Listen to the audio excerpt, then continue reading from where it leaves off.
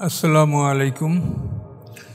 সম্মানিত সুদী, আমরা সূরা জুমারের 32 নম্বর আয়াত থেকে এখন আলোচনা শুরু করতে যাচ্ছি ইনশাল্লাহ। আউযু বিল্লাহি মিনাশ শাইতানির রাজিম। ফামান আযলামু মিম্মান কাযযাবা আলাল্লাহি ওয়া কাযযাবা বিস-সিদকি ইয জাআহু আলাইসা ফি জাহান্নামা মাসওয়াল লিল কাফিরিন। আল্লাহ বলেন, কে বড় জালেম ওই ব্যক্তি চাইতে যে কাযযাবা আলাল্লাহি, মিম্মান কাযযাবা আলাল্লাহি, যে আল্লাহর উপরে মিথ্যা আরোপ করে,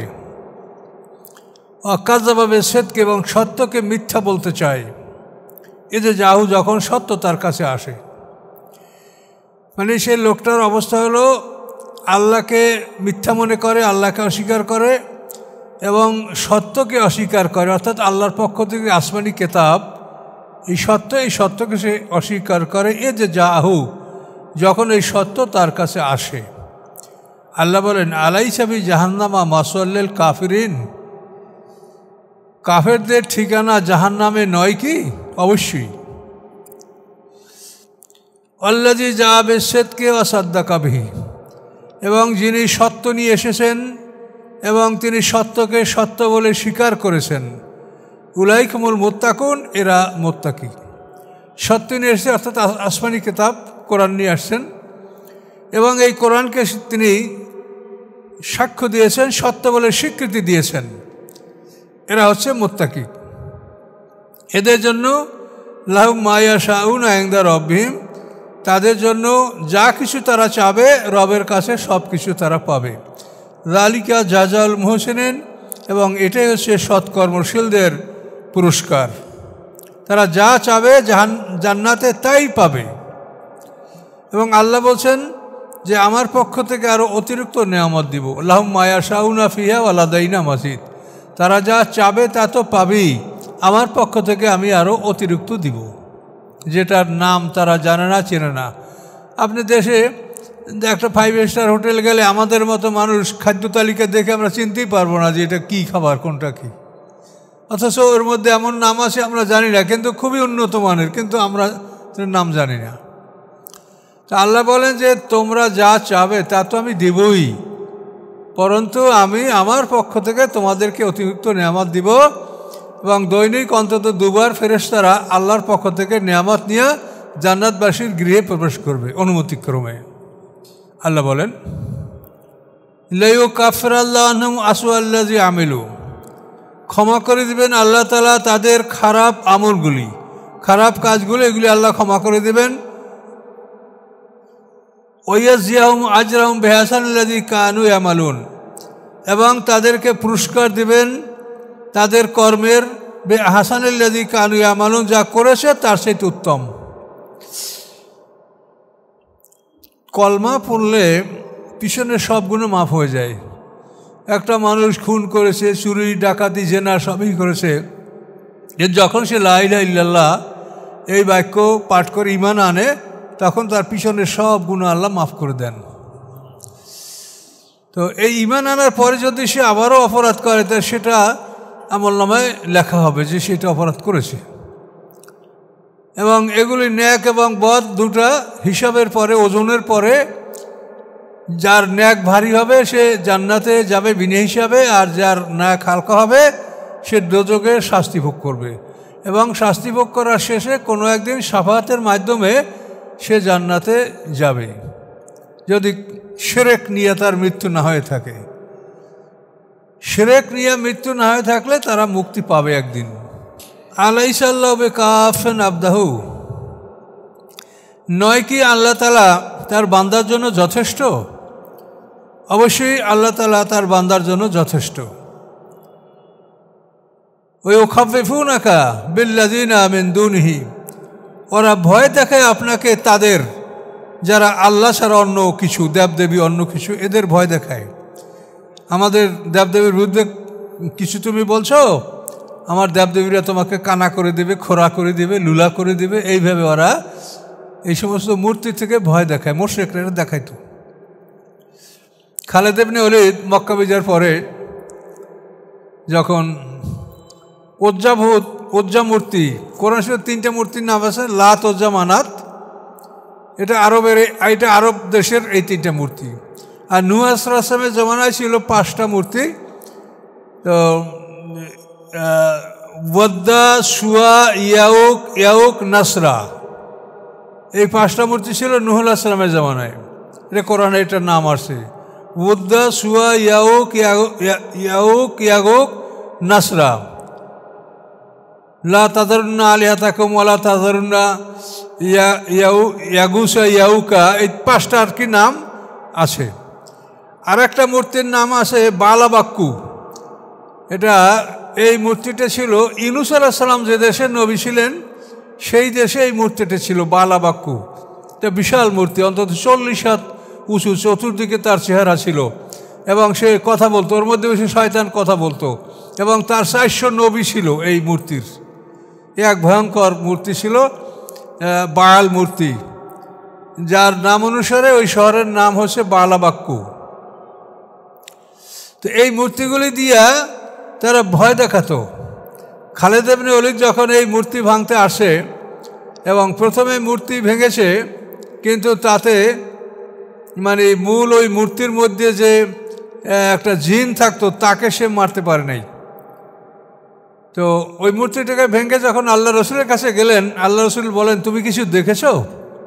না তো। তা আল্লাহ রসুল বলেন যে তুমি ওজ্জাকে হত্যা করতে পারো না, তুমি আবার যাও। তো খালেদ ইবনে ওলীদ আবার আসলেন, এসে দেখেন একটা উলঙ্গ মহিলা, কালো, মাথায় ধুলাবালি মাখছে। তো খালেদ ইবনে ওলীদ এসে ওকে এক কোপে দ্বিখণ্ডিত করে ফেলালেন। তো এইটা মারার সময় ওই মূর্তির যারা পুরোহিত ছিল, যারা তার সেবক যারা ছিল, তারা বলছিল, ওজ্জা তুই খালেদকে কানা করে দে, লুলা করে দে, অচল করে দে।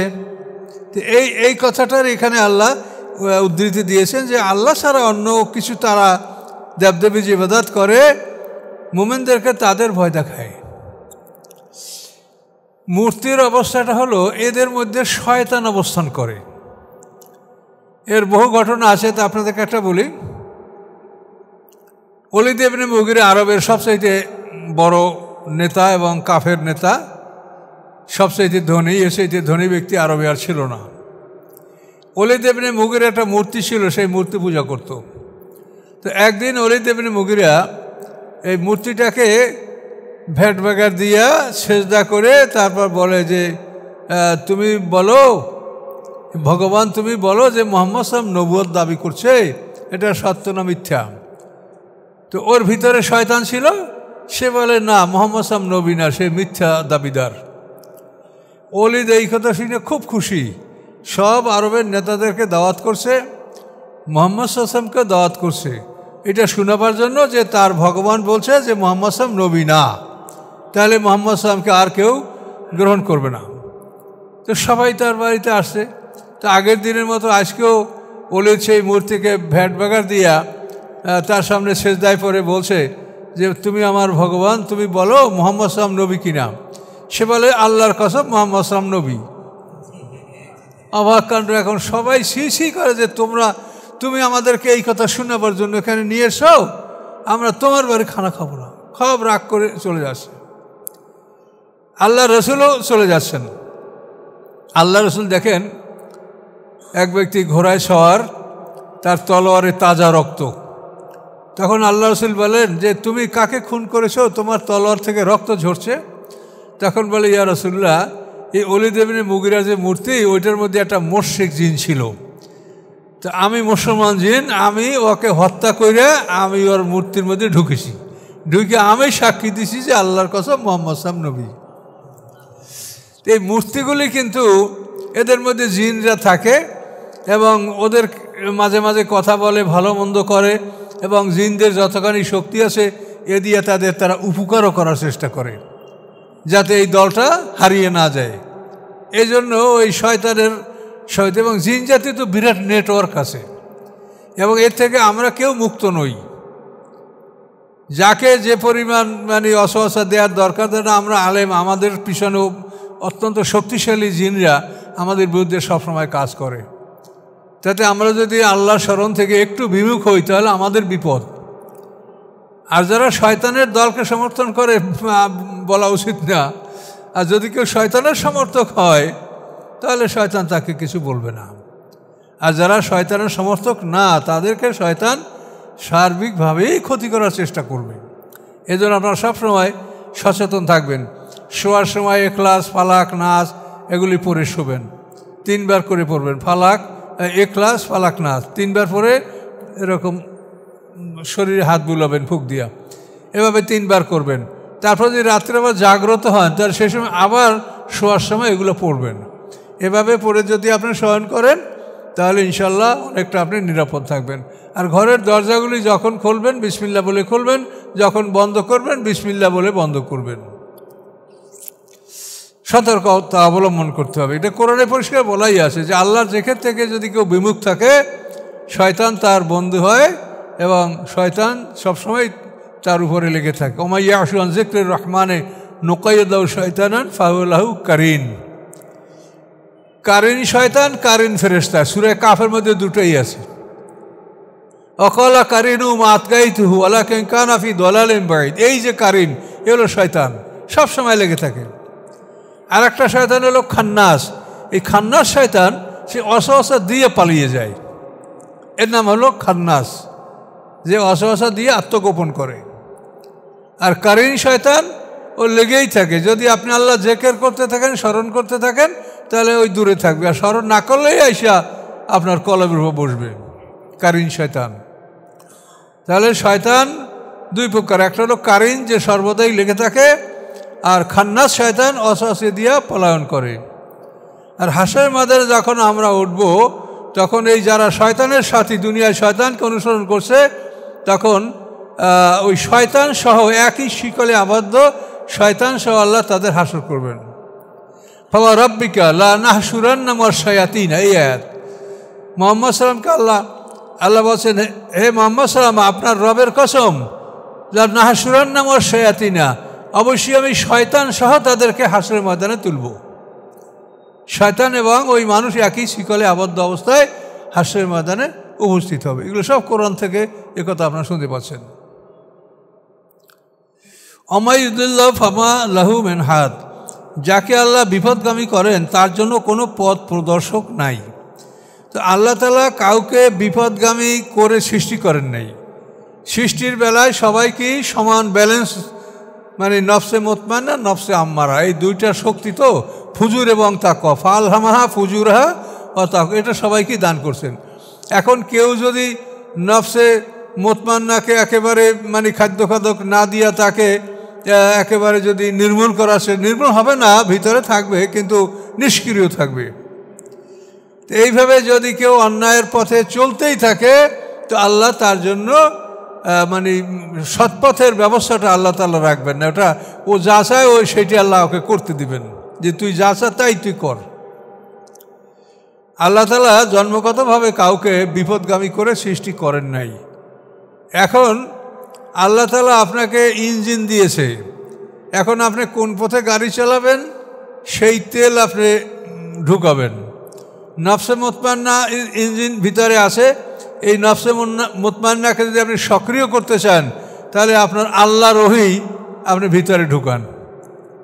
আর যদি নফসে আম্মারা, শয়তানের ওহীকে আপনি, নফসে আম্মারাকে যদি আপনি সক্রিয় করতে চান তাহলে আপনি শয়তানের ওহী এখানে ঢুকাবেন। শয়তান অর্থাৎ আল্লাহর কোরআন এর সম্পৃক্ততা এর সাথে যেগুলি আছে, কোরআনের সাথে ধরেন আরও যেগুলি জ্ঞানের হাদিস বলেন, রাসূলের জীবনী, ফিকহ, উসুল, এই বিভিন্ন এগুলি সব মানে আপনার আল্লাহর ওহীর ব্যাখ্যার মধ্যে আপনার আসবে। এগুলির বাইরে নোবেল, নাটক, গান, গজল ইত্যাদি যেগুলি আছে এগুলি শয়তানের ওহী। কাজে এখন আল্লাহ তাআলা আপনার আমার মধ্যে 2টা ইঞ্জিন দিয়েছে, কিন্তু তেল আল্লাহর ব্যবস্থা করে রেখেছে, কিন্তু আপনি সেই তেলটা নিজের ইচ্ছে আপনাকে ওখানে ঢুকাতে হবে। এই জন্য যে মানুষগুলি জন্মগতভাবেই মানে অর্থাৎ জন্মের পরেই দেখেন অনেক ছেলেমেয়েরা, আপনারা বাচ্চাদেরকে রেখে মসজিদে আসতে পারেন না, বাচ্চা আপনারা কোলে করে ঘাড়ে করিয়ে মোটরসাইকেল করে অনেকে বাচ্চা নিয়ে আসতে বাধ্য হয়েছে, এমনভাবে তারা করে যে তাদেরকে রাখা যায় না। এই ছোটোবেলার থেকে যারা এইভাবে নফসে মুতমাইন্নার সাইড যাদের ভালো থাকে তারা 7 বছর বয়স থেকেই তারা রোজা নামাজ করে এবং 10 বছর বয়সে তারা পূর্ণাঙ্গভাবে রোজা নামাজ করে। মানে 10 বছর পার হয়ে যাওয়ার পরে একজন হাফেজ, তারপর যদি 10 বছরের অধিক হয় সে নাবালেগ, কিন্তু সে ইমামতি করতে পারবে, সবাই তার পিছনে নামাজ পড়তে পারবেন। কারণ 10 বছরের মধ্যে একটা মানুষের মানে পূর্ণাঙ্গ দিন সম্পর্কে তাকে জ্ঞান অর্জন করতে আল্লাহ রসুল বলেছেন। মুরু আওলাদাকুম বিসসালাতিহুম আবনাউ সাবা সিনিনা ওয়াদরিবুহুম আলাইহা ইযা বালাগু আশারা সিনিনা। আর রসুল বলছেন তোমার সন্তানদেরকে 7 বছরে তোমরা তাদেরকে নামাজ শিক্ষা দাও। এখন নামাজ শিক্ষা দিলে, নামাজ পড়তে বললে দেখেন তাহলে আপনার আনুষঙ্গিক শখ আসবে। 7 বছরের বাচ্চাদেরকে আপনি পাজামা পরাবেন, ওইরকম জামা দিবেন, তাকে আপনি তো আর হাফ প্যান্ট পরাতে পারছেন না। 7 বছর বয়সে নামাজ পড়তে হলে ওই মেয়েটাকে আপনি তার ইসলামী পোশাক, তার যা কিছু একজন নামাজি মহিলার জন্য দরকার সবই তাকে দিতে হবে। এইভাবে একটা পরিবেশে যখন একটা মানুষ বড় হয় তখন তার মধ্যে নফসে মুতমাইন্না সক্রিয় হয়। পক্ষান্তরে যদি একটা বাচ্চা ওই টিভি দেখতে দেখতে বড় হয়েছে এবং ওর উপরেই আসে, তাহলে তার নফসে আম্মারা শক্তিশালী হবে। এখন আপনি যদি নফসে মুতমাইন্নাকে ডেভেলপ না করেন, ব্যবহার না করেন, আল্লাহর ওহী যদি আপনি এখানে না ঢুকান, তো এটা আপনি বিপদগামী হবেন, এটাই কোনো কিছু কারো করার নাই। এই জন্যে আল্লাহ বলেন যে আল্লাহ যাকে বিপদগামী করেন, তা আল্লাহ বিপদগামী করে কীভাবে, সিস্টেমটা আপনি দেখেন। যে আপনি নফসে মুতমাইন্নার খাদ্য বন্ধ করে দিলেন, মিষ্টি পানি যাবে এখানে, এটা আপনি বন্ধ করে দিলেন। লবণ পানির প্রবাহ আপনি এখানে চাপিয়ে দিলেন, এই লবণ পানিতে তো আপনার লবণ পানির গাছই জন্মিবে, মিষ্টি পানির গাছ লবণ পানিতে বাঁচে না। কাজে এই জন্য এটা আপনাকে এটা করতে হবে। এখন এই সব কিছুর মূলেই আল্লাহ। নফসে মুতমাইন্না এটার দানাও আল্লাহ দিয়েছেন, নফসে আম্মারার বীজ এটাও আল্লাহ দিয়েছে। এটাকে আমি বীজ বললাম কেন? কোরআনে বলা আছে কলেমায়ে তৈবা একটা গাছ, গাছের কথা বললে তার বীজ থাকবে না। এই জন্য আমার আলাদার 2 নম্বর বইতে দেখেন আমি একটা গাছ বৃক্ষ এঁকে দিয়েছি, অঙ্কন করে দিয়েছি যে এই 2টা দানা ফুজুর এবং তাকওয়া, এটা প্রত্যেকটা মানুষকে আল্লাহ দান করছেন।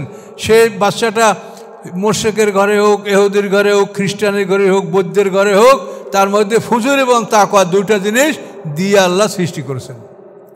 এটাকে ফিতরাত বা নেচার, প্রকৃতি বলা হয়। ফিতরাত আল্লাহ আল্লাতী ফাতারান নাস আলাইহা, আল্লাহ তাআলা এইভাবে সৃষ্টি করেছেন। এখন আপনি যদি এই দায়িত্ব পালন না করেন, তাহলে আপনার নফসে মুতমাইন্না নিষ্ক্রিয় হয়ে যাবে, মরবে না। আপনি 50 বছর বয়সেও যদি তওবা করেন, তাহলে ওই নফসে মুতমাইন্না তখন জীবিত হবে, মরবে না, দানাটা থাকবে নিষ্ক্রিয়। কথা বুঝতে পারছেন? কাজে এই দানা 2টা এটা মরবে না, ভিতরে থাকবে, কিন্তু যেটার তেল আপনি দেবেন সেদিকে ও কাজ করবে। কাজে আল্লাহ যাকে বিপদগামী করে, বিপদগামী আল্লাহ এমনিই করে না যে জন্মগতভাবে তাকে আল্লাহ নফসে মুতমাইন্না দান করেন নাই, এরকম কিন্তু না। নফসে মুতমাইন্না আপনার আমার মধ্যে আছে, নফসে আম্মারাও আছে। এখন কোনটার খাদ্য আপনি দিবেন, এটা হলো আপনার কাজ, এটা হলো আপনার কাজ। কাজে এগুলো বুঝতে হবে। এগুলো তো মনে হয় যে ম্যাক্সিমাম লোকে জানেই না যে আমার ভিতরে কি কি আছে।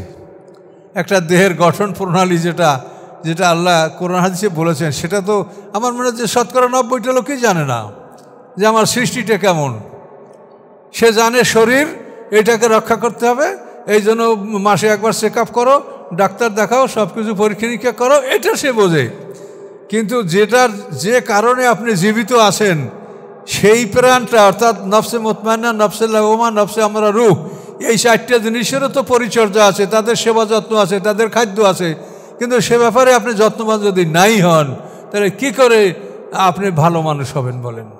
এগুলো তো জানতে হবে যে দৈহিক খাদ্য বর্জন করলে যেমন একটা মানুষ দুর্বল হয়ে পড়ে, ওইভাবে যদি আত্মার খাদ্য এই যে আপনার নামাজ পড়লেন, 5 ওয়াক্ত সালাত, হ্যাঁ, অনেক আছে কি নামাজ না পড়লে কি ওনার দিল ভালো, মন ভালো, ভালো মানুষ। উনি নামাজ পড়ে না, উনি ভালো মানুষ। নামাজ না পড়লে কি করে ভালো মানুষ হয়? তাহলে তার খাদ্য বন্ধ করে দেন। যদি খাদ্য বন্ধ করার পরে তার স্বাস্থ্য ভালো থাকে, তাহলে আমরা মেনে নেব যে নামাজ না পড়লেও সে ভালো মানুষ। কি এটা ডাইরেক্ট। নামাজ না পড়ে যদি ভালো মানুষ হওয়া যায় তো খাদ্য বন্ধ করে দিলেও আপনি স্বাস্থ্যবান থাকবেন। তো খাদ্য বন্ধ করেন, একদিনের খাদ্য বন্ধ করে দেখেন যে পরের দিন তার অবস্থা কি হয়। কি তাহলে আপনার সেই রূহ এবং নফসের খাদ্য আল্লাহ তাআলা যেটা নিজে নির্ধারিত করে দিয়েছেন, যিনি সৃষ্টিকর্তা তিনি বলেছেন যে তোমাকে এই ব্যবহার করে তোমার রুহকে নফসে মুতমাইন্নাকে তুমি সজীব রাখবে। আমরা সেইটা মানবেন না, নামাজ পড়েন না, লোক খুব ভালো। কি কমিউনিস্ট পার্টি করে তাতে কি, কিন্তু লোক সৎ খুব, তাই না? কাজে এগুলো আপনাদের মুখের কথা, এগুলো আল্লাহর কথা না। আল্লাহর কথা হলো এই আইনের কথা। আপনি একটা মানুষ সঠিকভাবে সঠিক পথে থাকবে, এজন্য যে আল্লাহর দিন শরিয়াত এটা যদি আপনি অনুশীলন না করেন তো আপনি কোনোভাবেই দাবি করতে পারেন না যে এই লোকটা ভালো কাজ করবে। সে চোখের আড়াল হলেই, সে অন্ধকার পেলেই সেখানে সে অন্যায় জুলুম অত্যাচার সব কিছু সে করবে। কাজে এই জন্য এই জিনিসটা বুঝতে হবে আপনাকে যে মানুষ ভালো কি করে হয় আর মানুষ মন্দ কি করে হয়। আপনি একক তো খাবার যদি আপনি খারাপ খান তাহলে আপনি দুর্বল হয়ে বা আপনার খারাপ লাগে। আপনাকে বিশুদ্ধ খাবার উপযুক্ত খাদ্য খাইতে হবে। ঠিক সেইভাবে আপনাকে নামাজটাও তো সুন্দর করে পড়তে হবে। নামাজের সূরা কেরাত মানে আর দোয়া তাসবিহ যেগুলি আছে সেগুলি যদি আপনি সঠিকভাবে আপনি যদি সেগুলি ব্যবহার না করেন তাহলে মনে করবেন যে আপনি ভেজাল খাদ্য খেয়েছেন, আপনার অস্বস্তি লাগছে, খারাপ আপনার বোধ হচ্ছে দেহটা। কাজে এই জন্য এই বিষয়গুলি মৌলিক বিষয়, এই বিষয়গুলি আপনাকে জানতে হবে। এবং আল্লাহ রসুলের সাথে যারা জীবনযাপন করেছে তারা এই বিষয়গুলিতে সম্পূর্ণ পাকাপোক্ত হয়েছে। এই জন্য এই সাহাবী এদের যে একটা মর্যাদা আলাদা, এটা এই কারণেই যে আল্লাহ রসুলের সাথে থেকে থেকে তারা জীবনযাপন করেছে এবং আল্লাহ রসুলের সমস্ত কর্মকাণ্ডগুলি তারা দেখেছে, হুবহু তারা সেটা আমল করেছে। এই জন্য এই সাহাবী, এই সিনিয়র সাহাবীদেরকে অনুকরণ করার জন্য কোরআনে আল্লাহ আদেশ করেছেন যে তাদের তোমরা অনুকরণ করো, সিনিয়র সাহাবীদের। ওমাই ইয়াহদিল্লাহু ফামা লাহু মিন মুদিল্লিন, এবং যাকে আল্লাহ পথ দেখান, সৎপথ প্রদর্শন করেন, তাকে কেউ বিপদগামী করতে পারে না। আলাইসা আল্লাহু বিআজিজিন যিন ইন্তিকাম, নয় কি আল্লাহ তাআলা পরাক্রমশালী এবং প্রতিশোধ গ্রহণকারী? অবশ্যই তিনি পরাক্রমশালী, মহাক্ষমতার মালিক এবং তিনি প্রতিশোধ গ্রহণকারী। তার সৃষ্টির উপরে জুলুম করলে তিনি তার প্রতিশোধ গ্রহণ করবেনই। আপনার সন্তানের উপরে কেউ অত্যাচার করুক, এটা আপনি সহ্য করবেন বলেন? পৃথিবীর কোনো পিতামাতা তার সন্তানের উপর অত্যাচার হোক, তা আমরা তো আল্লাহর সৃষ্টি, আমরা তার সন্তান না, কিন্তু আমরা তার সৃষ্টি। কাজে এই সৃষ্টির প্রতি আল্লাহর যথেষ্ট মায়া আছে। কাজে এই সৃষ্টির প্রতি কেউ জুলুম করবে, এটা আল্লাহ ক্ষমা করবেন না। এই জন্য বিচারের প্রধান পয়েন্ট হচ্ছে জুলুম। এই জুলুমের বিচার আল্লাহ করবেন। আল্লাযীনা আমানু ওয়ালাম ইয়ালবিসু ঈমানাহুম বিযুলমিন উলাইকা লাহুমুল আমনু ওয়া হুম মুহতাদুন। যারা ঈমান এনেছে এবং ঈমানের সাথে জুলুম মিশ্রিত করে নাই, তাদের জন্য রয়েছে নিরাপত্তা। এই জুলুমের মধ্যে সবচাইতে বড় জুলুম হচ্ছে শিরক, এরপরে সমস্ত পাপ কাজগুলি জুলুম। এই জন্য জুলুম থেকে দূরে থাকতে হবে। ওয়ালাইন সালতাম মান খালাকাস সামাওয়াতি ওয়াল আরদা লা ইয়াকুলুনা আল্লাহ, যদি আপনি তাদেরকে প্রশ্ন করেন আকাশ পৃথিবী কে সৃষ্টি করেছে, তারা বলবে আল্লাহ। আকাশ পৃথিবী আল্লাহ সৃষ্টি করছে, এটা সব কাফেররা এটা বলবে। কুল, আপনি বলুন, আফারাআইতুম, তোমরা কি মনে করো, মা তাদউনা মিন দুনিল্লাহি, তোমরা আল্লাহ ছাড়া যাদেরকে ডাকো, ইন আরাদানিল্লাহু বিদুররিন, যদি আল্লাহ তাআলা আমার কোনো ক্ষতি সাধন করতে চান, হাল হুন্না কাশিফাতু দুররি, তারা কি আমার এই ক্ষতি থেকে আমাকে মুক্ত করতে পারবে? কখনোই না। আও আরাদানি বিরহমাতিন, অথবা আল্লাহ যদি আমার সাথে কোনো কল্যাণ চান, আমার যদি কোনো অনুগ্রহ কল্যাণ দান করেন, হাল হুন্না মুমসিকাতু রহমাতি, তারা কি আল্লাহর রহমতকে বাধাগ্রস্ত করতে পারবে, ঠেকাতে পারবে? কখনোই পারবে না। কুল, আপনি বলুন, হাসবি আল্লাহ, আমার জন্য আল্লাহ যথেষ্ট, আলাইহি ইয়াতাওয়াক্কালুল মুতাওয়াক্কিলুন, আল্লাহর উপরই যেন নির্ভরকারীরা নির্ভর করে। নির্ভরকারীরা যেন আল্লাহর উপরে নির্ভর করে। আল্লাহর উপরে নির্ভর করলে আল্লাহ তার জন্য যথেষ্ট হবে। এর জন্য আপনি নমুনা মনে করেন ইব্রাহিম আলাইহিস সালাম, সে আল্লাহর উপরে নির্ভর করছিলেন, আল্লাহ যথেষ্ট হয়েছে কিনা? সমগ্র পৃথিবীর বাদশাহ নমরুদ একা ইব্রাহিম আলাইহিস সালাম, তার বাবাও তার পক্ষে না, সে ইব্রাহিম আলাইহিস সালামের ক্ষতি করতে পারছে নমরুদ? আল্লাহ যদি কারো পক্ষে থাকে পৃথিবীর কোনো শক্তি তাকে পরাজিত করতে পারে না। আল্লাহ বলেন, কুল, আপনি বলুন, ইয়া কওমে, হে আমার জাতি, ইমালু আলা মাকানাতিকুম, তোমরা তোমাদের অবস্থানে থেকে তোমরা আমল করো, কাজ করো। ইন্নী আমিলুন, আমিও কর্মী, আমিও কাজ করে যাচ্ছি। ফাসাউফা তা'লামুন, অচিরেই তোমরা জানতে পারবে যে পরিণামটা কি হয়। মাইয়াতিহি আযাবুন, অচিরেই জানতে পারবে, মাইয়াতিহি আযাবুন, কার কাছে আসে শাস্তি, ইউখজিহি, যে শাস্তি তাকে অপমান করবে, ওই হেল্লু, এবং উন্মুক্ত হবে তার উপরে আযাব মুকিম, চিরস্থায়ী শাস্তি। এটা তোমরা দেখতে পারবে, অপেক্ষা করো। ইন্না আনজালনা আলাইকাল কিতাবা লিন-নাসি বিল হক, নিশ্চয়ই আমি নাজেল করেছি আপনার উপরে কিতাব, এই কোরআন।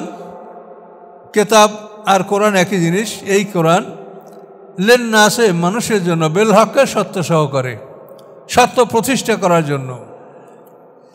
আপনার উপরে মানুষের জন্য আমি কিতাব নাজেল করেছি বিল হককে, সত্য সহকারে, সত্যকে প্রতিষ্ঠা করার জন্য। ফামান ইহতাদা, অতঃপর যে হেদায়েত অবলম্বন করে, সৎপথ অবলম্বন করে, ফালি নাফসিহি, সে তার নিজের জন্যই করে। সৎপথ অবলম্বন করলে আল্লাহর কোনো উপকার হয় না, সে তার নিজের জন্যই এটা করে। অমান দল্লা, এবং যে বিপদগামী হয়, ফাইন্নামা ইয়াদুল্লু আলাইহা, নিশ্চয়ই সে বিপদগামী হওয়ার ফল তার উপরই পড়বে। বিপদগামী হলে এই বিপদগামী হওয়ার যে পরিণাম, এটা তার উপরেই আসবে। অমান্ত আলাইহিম বিওয়াকিল, এবং আপনি তাদের রক্ষক নন, আপনি তাদের তত্ত্বাবধায়ক নন।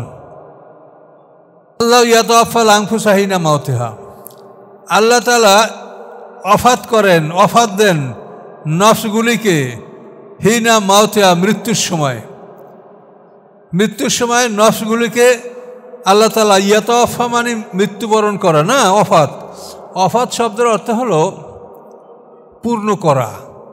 অর্থাৎ আমার যে রেজেক, আপনার যে রেজেক পৃথিবীতে, এই রেজেকটা যখন আপনি সম্পূর্ণ গ্রহণ করে নিয়েছেন, আর কিছু নাই, এই সম্পূর্ণ আপনার খাদ্য, পানীয়, জীবন সামগ্রী, প্রভিশন অফ লাইফ বা সাস্টেনেন্স অফ লাইফ, এই সম্পূর্ণ আপনি যখন ভোগ করে সমাপ্ত করে আপনি পৃথিবীতে বিদায় হচ্ছেন, এটার নাম হচ্ছে অফাত।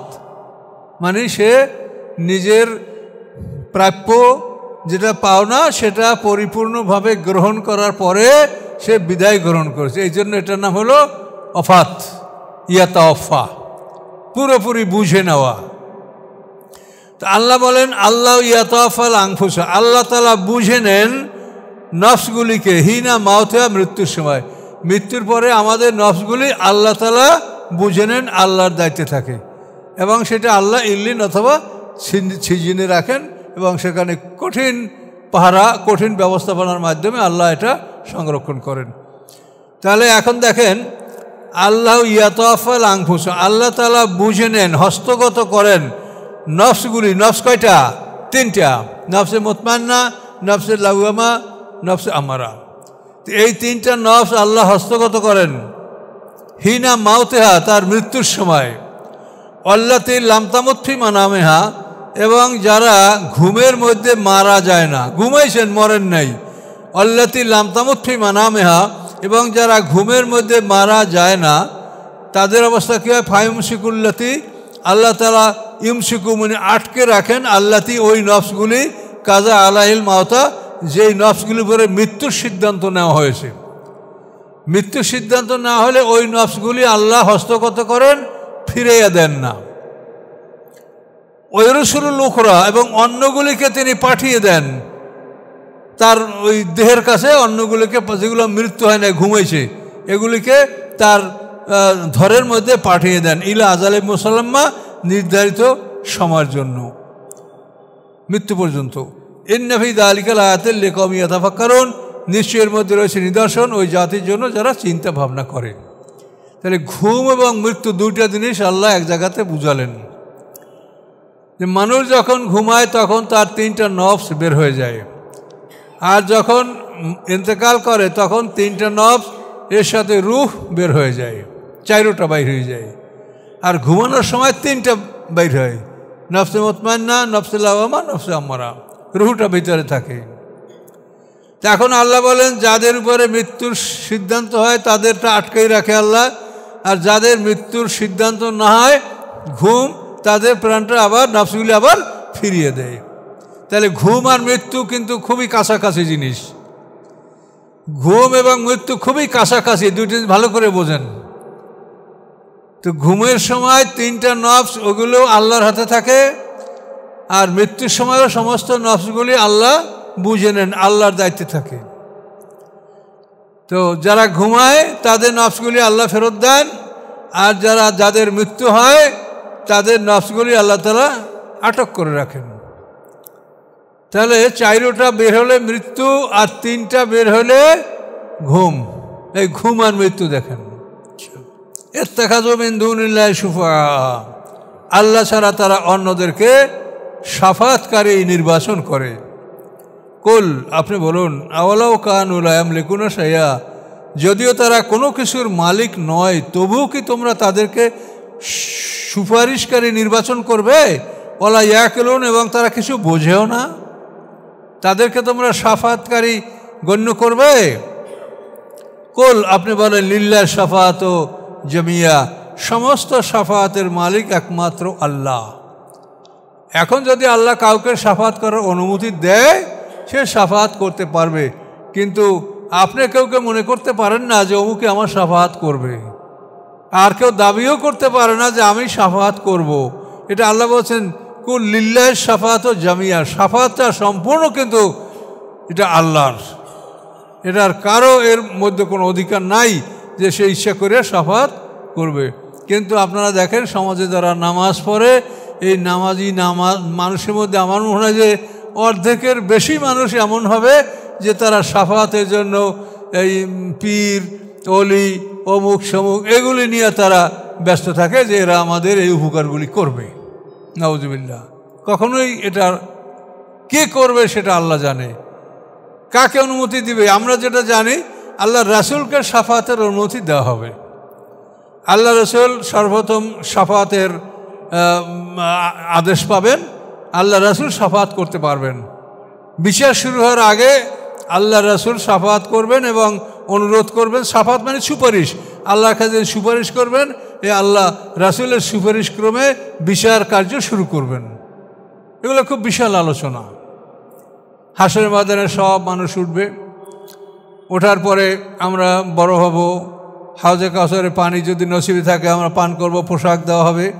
এরপরে মানুষগুলি বড় হয়ে হয়ে যখন 70 বছর বয়সে উপনীত হবে তখন ভালো মানুষ যারা আশাবাদী, নবী রসুল পয়গম্বর 1 নম্বর মানুষ মুসলমান যারা, তাদের একটা দল সঙ্গবদ্ধ হইয়া আদম আলাইহিস সালামের কাছে যাবে যে আমরা এই মাঠে এভাবে কেন থাকবো, এই মাঠ থেকে আমরা কিভাবে পরিত্রাণ পাব।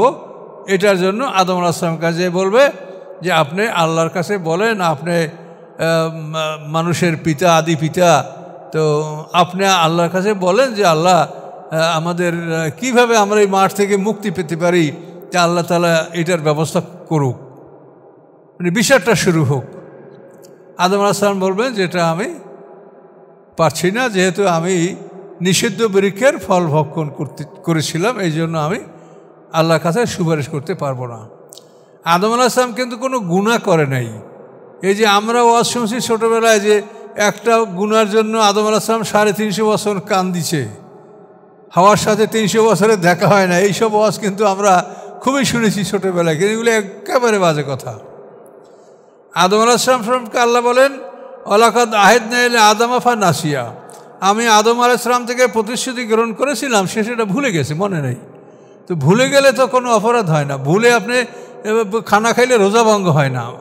তা আদম আলাইহিস সালাম আল্লাহ কোরআনেই বলছে সে ভুলে গেছে, মনে ছিল না তার। তাহলে আদম আলাইহিস সালাম জান্নাত থেকে নামবেন কেন, এর একমাত্র কারণ হলো আল্লাহ বলছেন যে এই যে গাছ আমি যেটাকে নিষেধ করেছিলাম যে এই গাছের কাছে তোমরা যাবে না, এই গাছের বৈশিষ্ট্য হলো এই গাছের ফল খেলে মানুষের পেটের মধ্যে প্রস্রাব পায়খানার ব্যাগ হয়, কাজে আমার জান্নাতে প্রস্রাব পায়খানার ব্যবস্থা নাই। এই জন্য তোমরা এই গাছের ফল যখন খেয়েই ফেলেছো তখন তোমাদেরকে অবশ্যই পৃথিবীতে নেমে যেতে হবে। এই নেমে যাওয়ার কারণ হলো প্রস্রাব পায়খানার মানে যে ব্যবস্থা, এটা জান্নাতে নাই। জান্নাতীরা প্রস্রাব পায়খানা করবে না। তাহলে আদম আলাইহিস সালাম কোনো গুনাহ করেন নাই। মা হাওয়াকে 300 বছর পৃথক রাখা হয়েছে। এটা আপনারা তো মানুষ, একটু কল্পনা করেন তো, একটা মানুষ পৃথিবীতে, আর কোনো মানুষ নেই, এবং সে মহিলা, তাকে যদি পৃথক রাখা হয় 300 বছর, তো এর চাইতে শাস্তি পৃথিবীতে আর কি হতে পারে বলেন? কাজে এই কথাগুলো সত্য নয়। এগুলো কিন্তু এখনও আলেমরা বলে, এখনও তারা ফিরে আসে নাই সত্যের দিকে। এভাবে মানে জাল হাদিসে সব ম্যাক্সিমাম তাফসিরগুলিতে এই হাদিসগুলি আসে, কিন্তু এগুলি জাল, এগুলোকে বর্জন করতে হবে। সত্য যেটা, সেটা হচ্ছে যে আদমকে জান্নাতে নিয়ে আসে ফেরেশতারা মরমর পাথরের পালঙ্কে করে। মুহররমের 10 তারিখ শুক্রবার দিন চাষতে রক্তে আদম আলাইহিস সালামকে নিয়ে ফেরেশতারা জান্নাতে ঢুকেছে। মা হাওয়া জান্নাতে তৈরি হয়েছেন। এরপরে এরা এই ফল ভক্ষণ করার পরে আবার জিবরিল আমিনকে বলেছেন যে এদেরকে পৃথিবীতে নিয়ে যাও, সাথে করে পর্যাপ্ত পরিমাণে জান্নাতের ফলমূল নিয়ে যাও, পৃথিবীর খাদ্য খাদক তৈরি করতে অনেক দেরি হবে, এই সময় যেন তারা অনাহারে না থাকে, জান্নাতের ফলমূল নিয়ে যাও, এগুলো পচবেও না, নষ্ট হবে না, এগুলি তারা খেতে থাকবে। এরপরে তারা পৃথিবীতে বীজ বপন করা, তার থেকে শস্য উৎপাদন হওয়া এবং তার থেকে খাবার তৈরি করা, এটা বেশ সময় লাগবে। এই সময় যেন আদম হাওয়া অনাহারে না থাকে, তাদেরকে জান্নাত থেকে হ্যাভারসাক লাঞ্চ, মানে সফরের সময় যে খাদ্য সাথে না হয়, এটাকে হ্যাভারসাক লাঞ্চ বলা হয়, এটা নিয়েই তাদেরকে পৃথিবীতে পাঠানো হয়েছে। এবং এটা আল্লামা ইবনে কাসিরের তাফসির আছে না, ইবনে কাসির, তো ওনার একটা ইতিহাস লেখা আছে, সেইটা হলো মানে নবী রাসূলদের জীবনী, তো যেটাকে বলা হয় কাসাসুল আম্বিয়া, ইবনে কাসিরের আরবিতে ওই কেতাবে এই ইতিহাসগুলি আছে। আমরা কোনো কথা বানাইয়ে বলার অধিকার আমাদের নাই। আমরা যেটা বলি সেটা আমরা বিশুদ্ধ কেতাব থেকে পড়ে শুনে আমরা এটা বলি, কাসাসুল আম্বিয়া বা ইবনে কাসির। কিন্তু এগুলো আরবি, এগুলো বাংলা কেউ করে নাই। তো যাই হোক, তো আল্লাহ বললেন যে সমস্ত শাফাতের মালিক আল্লাহ তাআলা। আপনার কিন্তু খুব ইম্পর্ট্যান্ট জিনিস গেছে, এই যে নিদ্রা এবং মৃত্যু, এই দুটা জিনিস কিন্তু আপনি ভালো করে বুঝে নেন, নিদ্রা এবং মৃত্যু। আমরা মারা যাওয়ার পরে কিন্তু আমাদের এটাই হবে যে আমাদের ওই 4টে জিনিস আল্লাহ তার দায়িত্বে ইল্লিন সিজিনে সংরক্ষণ করবেন। যার ভাগ্যে যেটা আছে তাকে সেখানে রাখবেন আল্লাহ। আর আমাদের পদার্থের দেহটা পদার্থের সাথে বিলীন হয়ে যাবে, অথবা সলিডও থাকতে পারে, দুইটা ভাগ হয়ে যাবে। আবার ইসরাফিল আসলামের সিংহের ফুৎ করে এই দুইটা একসাথে হবে, আবার আমরা জীবিত হয়ে হাসরের ময়দানে উঠব। কাজে দ্বিতীয় জীবন সম্পর্কে আল্লাহ তাআলা কোরআন শরীফে বারবার বলেছেন। আর এগুলি কিন্তু এই মুশরিকরা বা আমাদের মধ্যেও যারা দুর্বল ঈমান, তারা কিন্তু দ্বিতীয় জীবন সম্পর্কে তাদের ইয়াকিন থাকলেও দৃঢ় ইয়াকিন নাই, দৃঢ় বিশ্বাস নাই। কুল লিল্লাহি শাফাআতু জামি, আপনি বলেন সমস্ত শাফাআতের মালিক আল্লাহ। লাহু মুলকুস সামাওয়াতি ওয়াল আরদ, আকাশ পৃথিবীর রাজত্ব তার, আকাশ পৃথিবীর রাজত্ব তার। দেখেন এখন কত বড় সাম্রাজ্য, কত বড় সাম্রাজ্য যে আকাশ এবং পৃথিবী, এর রাজত্বকার আল্লাহর। সুম্মা ইলাইহি তুরজাউন, তোমরা তার কাছেই প্রত্যাবর্তিত হবে, তার কাছেই তোমাদেরকে ফিরিয়ে আনা হবে। তোমরা কি করেছো, কি ভালো করেছো, মন্দ করেছো, আল্লাহর পথে কাজ করেছো না শয়তানের পক্ষে কাজ করেছো, এটা সেদিন দেখা হবে। তারপর তোমরা সবাই আল্লাহর দিকে ফিরে আসবে। ওয়াইজা যুকিরাল্লাহু ওয়াহদাহু ইশমাআজ্জাত কুলুবুল্লাযিনা লা ইউমিনুনা বিল আখিরাহ, যখন এক আল্লাহর নাম তাদের সামনে উচ্চারণ করা হয়, তখন কাফেরদের অন্তর, অবিশ্বাসীদের অন্তরটা সংকীর্ণ হয়ে যায়, তারা দুর্বল হয়ে পড়ে। এক আল্লাহ কেন? এক আল্লাহ কি আমাদের সবার কথা শুনতে পারবে? কাজে আমাদের প্রত্যেক গোত্রের এক একটা মূর্তি লাগবে, ওরা আমাদেরকে আল্লাহর কাছে শাফাত করবে, আমাদেরকে আল্লাহর নিকটে পৌঁছিয়ে দেবে। এক আল্লাহ, এটা তাদের কাছে অসম্ভব মনে হচ্ছে। কাজে এর অর্থ হলো তারা আল্লাহ সম্পর্কে জ্ঞান রাখে না। ওয়াইজা যুকিরাল্লাযিনা মিন দুনিহি, যখন আল্লাহ ছাড়া অন্যদেরকে স্মরণ করা হয়, অন্যদেরকে বলা হয়, অন্যদের নাম উচ্চারণ করা হয়, ইযহাম ইয়াস্তাবশিরুন, তখন তারা খুশি। কিন্তু এক আল্লাহর নাম উচ্চারণ করলে তারা সন্তুষ্ট নাম। কুলিল্লাহুম্মা, আপনি বলুন হে আল্লাহ, ফাতিরিস সামাওয়াতি ওয়াল আরদ, তিনি আদি স্রষ্টা আসমান এবং জমিনের।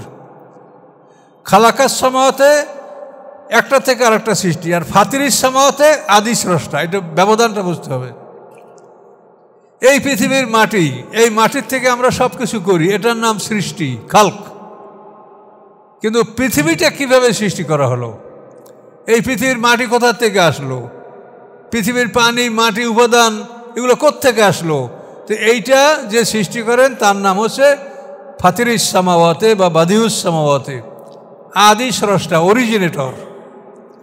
আর একটার থেকে আরেকটা, এটা হলো খালক।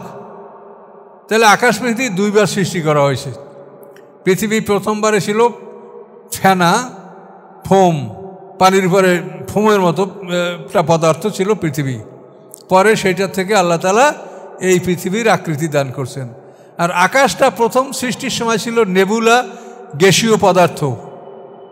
এই গ্যাসীয় পদার্থ ছিল, পরে সেটার থেকে আল্লাহ তাআলা 7টা খুব কঠিন শক্ত আকাশ, সাবাং সিদাদা, 7টা কঠিন আকাশ সৃষ্টি করেছেন।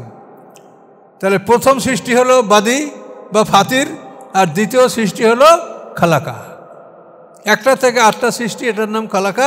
আর যে আদি স্রষ্টা, কোথার থেকে আল্লাহ উপাদান নিয়েছেন এই পানি সৃষ্টি করার, এই অক্সিজেন সৃষ্টি করার, এই মাটি সৃষ্টির উপাদান কোথার থেকে আল্লাহ নিয়েছেন, এর কোনো জ্ঞান আমাদের আছে? নাই। ফাতিরিস সামাওয়াতি ওয়াল আরদ, তিনি আকাশ পৃথিবীর আদি স্রষ্টা। আলিমাল গায়বি ওয়াশ শাহাদা, তিনি দৃশ্য অদৃশ্য সব কিছু সম্পর্কে জ্ঞাত, পরিজ্ঞাত। আনতা তাহকুমু বাইনা ইবাদিকা ফিমা কানু ফি ইয়াখতালিফুন, হে আল্লাহ, আপনি আদেশ দিবেন আপনার বান্দাদের মধ্যে ওই সমস্ত বিষয়, যে সমস্ত বিষয় তারা মতভেদ করতেছিল, এই মতভেদের বিষয়গুলি আল্লাহ তাআলা ফয়সালা দান করবেন। আল্লাযীনা যালামু মা ফিল আরদি জামিয়া, যদি হতো জালেমদের জন্য সব কিছু যা আছে পৃথিবীর মধ্যে, অমিসলাহু মাহু, এবং এই পৃথিবীর আরও একটা পৃথিবীর সম্পদ যদি একসাথে তাদের হতো, লাফতাদাউ বিহি, তার দ্বারা যদি তারা নিজেকে মুক্তি করার চেষ্টা করত, মিন সুইল আযাবে, সেই নিকৃষ্ট শাস্তি হতে ইয়াউমাল কিয়ামা, কিয়ামতের দিন, তবুও তারা এটা চেষ্টা করত। এই পৃথিবীর সম্পদ তার, আর আরও একটা পৃথিবীর সম্পদ তার সাথে যদি তার হয়, এই সব দিয়ে সে নিজেকে মুক্ত করার চেষ্টা করত। কিন্তু আল্লাহ তাআলা কী করবে? আল্লাহর এই সম্পদের কোনো প্রয়োজন আছে? অবাদালাম মিনাল্লাহি মা লাম ইয়াকুনু ইয়াহতাসিবুন, এবং আল্লাহর পক্ষ থেকে তাদের উদ্দেশ্যে এমন কিছু প্রকাশ পাবে যা তারা ধারণা করতে পারে নাই। মানে সমস্ত আমলগুলি মানে একেবারে মানে এক হইতে 100, সব কিছু, কোনো কিছুই বাদ থাকবে না। আমরা যা করেছি, আমরা সবাই জীবনের প্রথম থেকে শেষ পর্যন্ত আমাদের আমলগুলো মনে করতে পারবো না, পারি? কিন্তু আমলনামা দেখবেন যে সব সেখানে একেবারে time to time, to the point সব লেখা, অত্যন্ত ভয়ঙ্কর। অবাদালাম সাইয়াতু মা কাসাবু, এবং প্রকাশ পাবে তাদের সেই অন্যায়গুলি যা তারা পৃথিবীতে করেছে। ও হাকাবিম মা কানু বিহি ইস্তাহজিউন, এবং তাদেরকে ধ্বংস করবে ওই সব কিছুই যা নিয়ে তারা উপহাস করতেছিল। হ্যাঁ, আবু জাহেলকে জাক্কুম, জাক্কুম, এ তো খেজুর ভিজানো পানি, হ্যাঁ, জাক্কুম, খেজুর ভিজানো পানি। তারপরে আবু জাহেল বলে যে তোমরা মুহাম্মদ সাল্লাল্লাহু আলাইহি ওয়াসাল্লাম কী বলে দেখো, দোজখ নাকি আগুন, তার মধ্যে আবার গাছ হবে। আগুনে কি গাছ হয়? এসে বলো আবু জাহেলের বুদ্ধি, আগুনের মধ্যে গাছ হয় না। পানির মধ্যে বাগান হয়, হয় কি না বলেন? পানির মধ্যে বাগান হয়, পানির মধ্যে অত সুন্দর বাগান আছে। তো পানির মধ্যে যদি বাগান হতে পারে, তা আগুনের মধ্যেও গাছ হতে পারে। আবু জাহেল বহুত ঠাট্টা করেছে। যখন কোরআন শরীফে আসে আলাইহিয়া তেসাআতা আশার জাহান্নামের ফেরেশতা 19 জন, তখন আবু জাহেল বলে, এই বেটারা বোকা, তোরা মর। বলে কেন মরবো কেন? বলে দেখো না মুহাম্মদ সাল্লাল্লাহু আলাইহি ওয়াসাল্লাম বলে কি যে দোজখের ফেরেশতা 19 জন, তো তোরা কি লোকজন কম? সবাই মিলে 19 জন ফেরেশতাকে তোরা বাঁধে ফেলবি, আমরা সবাই মিলে বাঁধে ফেলবো, এই ফেরেশতা দিয়ে বাঁধেই ফেলতে পারি, তাহলে তো জান্নাত জাহান্নামের মালিক আমরা। মুসলমানকে ওই দোজখে ঢুকাই দেবো, আমরা নিজেরা জান্নাতে যাব। কি আবু জাহেলের বুদ্ধি! ফেরেশতা 19 জন আলাইহা তেসাতে আসার। এখন এইগুলো বান্ধিয়া তার আবু জাহেল এগো ফেরেশতা বান্ধিয়া রেখে বেসতে যাবে। আরে বেটা তুমি ফেরেশতা বানবা। এই যে আল্লাহর আরশ বহনকারী ফেরেশতা, এই এক একজন ফেরেশতা তার বর্তমান পৃথিবীর 2টা পৃথিবীর সমান এক একজন ফেরেশতা, যে আল্লাহর আরশ বহনকারী। মেরাজ রাতে আল্লাহ রসুল আল্লাহর কাছে বলেছেন যে আপনার আরশ বহনকারী ফেরেশতার একজন ফেরেশতার সাথে আমি কথা বলবো, আল্লাহ অনুমতি দিয়েছেন। তো আল্লাহ রসুল একজন আরশ বহনকারী ফেরেশতার সাথে কথা বলেছেন। তো সেখানে আল্লাহ রসুল বলেছেন যে তার কাঁধ হতে কানের লতি 700 বছরের রাস্তা। এখন আবু জাহেলের কি দড়ি আছে যে ফেরেশতা বানবে? একজন ফেরেশতা এই 2টা পৃথিবীর সমান। কাজে এগুলি তাফসিরে বিবরণ আছে এই জন্য যে আবু জাহেল মনে করছে যে বুঝি আমার মতো ফেরেশতা, যে 19 জন ফেরেশতা বাঁধিয়ে ফেলাবো আমরা। কাজে আল্লাহ বলেন যে যে জিনিসটি তার উপহাস করেছে ওই উপহাসের বস্তুগুলি তাদেরকে ঘেরাও করবে এবং তাদেরকে পাকড়াও করবে। আমরা এই 49 নম্বর পর্যন্ত থাক, আমরা 50 নম্বর থেকে পরে আলোচনা করব। তাড়াহুড়া করে আগালে সব তাফসির সুন্দর করে বলা হবে না। 49 নম্বর পর্যন্ত আমরা এখানে থামলাম। তবে এই বিষয়গুলি খুব গুরুত্বপূর্ণ সহকারে মনে রাখবেন এবং কোরআনের বিষয়গুলি যাতে আমরা সঠিকভাবে বুঝতে পারি, জানতে পারি। জীবনের সামনে যে সময়টুকু আছে আল্লাহর পথে ব্যয় করেন। কখন ডাক আসবে বলা যায় না, আল্লাহর পথে সময়টা ব্যয় করেন, আল্লাহ রহমত করবে। আস্তাগফিরুল্লাহ আল্লাযী লা ইলাহা ইল্লা হুয়াল হাইয়ুল কাইয়্যুম ওয়া আতুবু ইলাইহি লা হাওলা ওয়া লা কুওয়াতা ইল্লা বিল্লাহিল আলিয়্যিল আযীম। আল্লাহুম্মা সাল্লি আলা মুহাম্মাদ ওয়া আলা আলি মুহাম্মাদিন কামা সাল্লাইতা আলা ইব্রাহিম ওয়া আলা আলি ইব্রাহিম ইন্নাকা হামিদুম মাজিদ। আল্লাহুম্মা বারিক আলা মুহাম্মাদ ওয়া আলা আলি মুহাম্মাদিন কামা বারাকতা আলা ইব্রাহিম ওয়া আলা আলি ইব্রাহিম ইন্নাকা হামিদুম মাজিদ। আল্লাহুম্মা আমিন। ربنا عليك توكلنا وإليك نبنا وإليك المصير. ربنا لا تجعلنا فتنة للذين كفروا واغفر لنا ربنا إنك أنت العزيز الحكيم.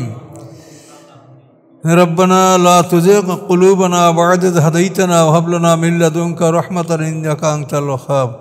ربنا آتنا في الدنيا حسنة وفي الآخرة حسنة وقنا عذاب النار.